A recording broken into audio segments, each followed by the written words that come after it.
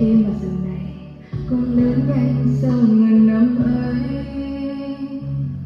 rồi con cũng có ước mơ riêng mình và con cũng cố gắng theo hết mình. Con ơi hãy ước mơ thay phần mẹ. Mẹ cũng quên dần quên ước mơ của mẹ là gì. Mẹ vẫn đang bận lo làm sao có một bữa cơm nữa. Ngoài kia thế giới bao la rộng lớn, còn thế giới của mẹ chính là con, là niềm vui của con, là ngôi nhà, là gia đình.